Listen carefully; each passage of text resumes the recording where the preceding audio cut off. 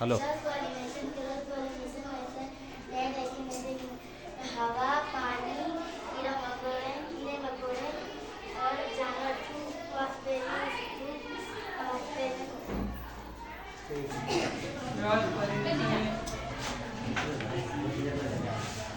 Cross pollination में agent की जरूरत है। एजेंट हवा, पानी, कीड़े मकोड़े और जानवर होते हैं। इसमें से कम दो पौधे और एक पौधे का पोलन दूसरे पौधे के स्टिग्मा से जाकर मिलता है और पॉलिनेशन होता है।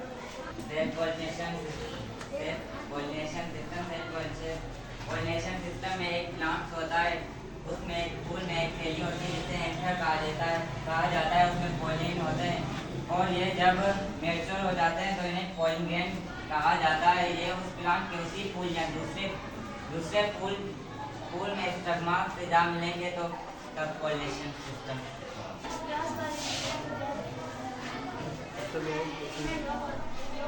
प्लांट की जरूरत होती है। इस प्लांट के हर प्लांट के अंदर एक थैली होती है जिसको हम एंथर कहते हैं। इसके अंदर पोलन होते हैं। पोलन जब मैच्योर हो जाते हैं तो हम इसको पोलन ग्रेन कहते हैं। ये पोलन ग्रेन जब किसी भी एजेंट की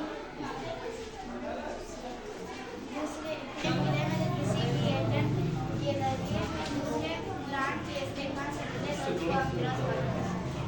में दो काइंड होती है, एक सेल्फ पॉलिनेशन और दूसरा क्रॉस पॉलिनेशन। मैं आपको दोबारा रिवाइज करती हूँ कि सेल्फ पॉलिनेशन क्या होता है। सेल्फ पॉलिनेशन में एक ही प्लांट होता है, उसका एक फूल का पोलन जब म्यूचुअल होकर पोलन ग्रेन हो जाता है तो वो अपने एंथर से निकलकर उसी फ्लावर के स्टिग्मा या दूसरे फ्लावर के स्टिग्मा से जाकर मिलता है और सेल्फ पॉलिनेशन का अमल होता है। दूसरी तरफ क्रॉस पॉलिनेशन में हमें एक ही नस्ल के दो प्लांट चाहिए होते हैं। उसमें जो पोलन ग्रेन होता है वो किसी एजेंट के जरिए अपने एंथर से निकलकर दूसरे प्लांट के स्टिग्मा से जाकर मिलता है और इसे हम क्रॉस पॉलिनेशन कहते हैं। सेल्फ पॉलिनेशन में एक फूल होता है जिसके अंदर थैली होती है जिसे हम एंथर कहते हैं। एंथर के अंदर पोलन होते हैं। जब वो बड़े होकर मैच्योर हो जाते हैं तब वो पोलन ग्रेन हो जाते हैं। उसके बाद वो थैली से निकलकर उसी फूल के स्टिग्मा या किसी दूसरे फूल के स्टिग्मा से मिलते हैं, इसलिए हम सेल्फ पॉलिनेशन कहते हैं। पॉलिनेशन में जब क्रॉस पॉलिनेशन होता है उसके एजेंट हमारे गार्डन में जाके प्रैक्टिकली एक्सप्लेन करेंगे।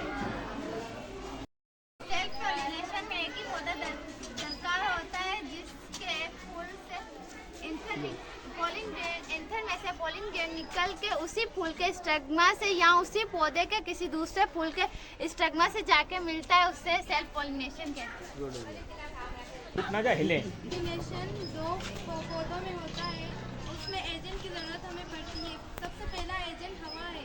हवा के थ्रू जो पोलन ग्रेन है वो एंथर से निकलकर दूसरे पौधे के स्टिग्मा से जाकर मिलता है, इसे हम क्रॉस पॉलिनेशन कहते हैं। By water.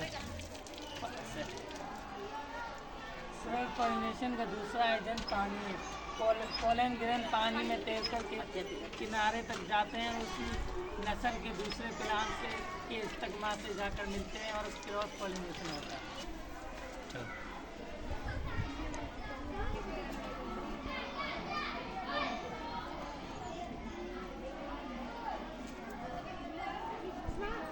क्रॉस पॉलिनेशन का तीसरा एजेंट इंसेक्ट है।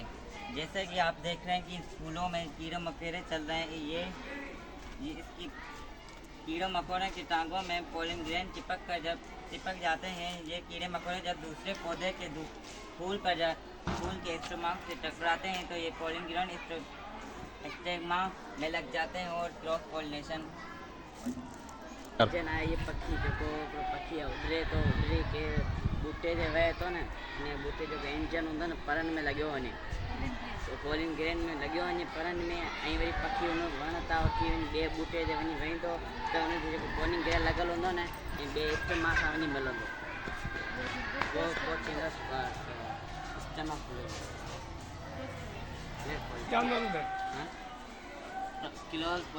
किलो पॉलिनेशन जो चौथो एजेंट आहे जो वो पक्षी ऐं जानवर जे बारे में जेको पक्षी कंहिं बूटे ते वेहे थो ऐं उनजे परनि में उन जा पोलन ग्रेन चिंबड़िया था वञनि ऐं पोइ उहो ॿिए बूटे वटि वञे थो वो उठते या जाए तो उसे पोलन ग्रेन हुए प्ले स्कमा में लंता उनकी टेर पर क्रॉस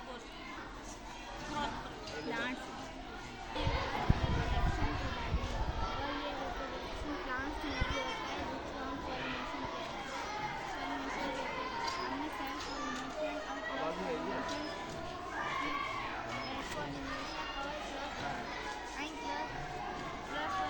के बारे में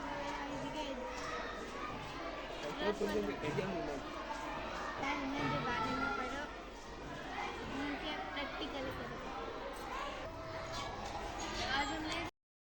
आज हम रिप्रोडक्टिव सिस्टम पढ़ रहे थे, तो रिप्रोडक्टिव सिस्टम हमने पढ़ा कि प्लांट किस तरीके से काम करता है, इसको प्रैक्टिकल ऑब्जर्व किया। उसमें जो प्लांट्स में रिप्रोडक्शन सिस्टम होता है हमने उसे पढ़ा। उसे पॉलिनेशन कहते हैं। उसके दो किस्म होते हैं, एक सेल्फ पॉलिनेशन और दूसरा क्रॉस पॉलिनेशन।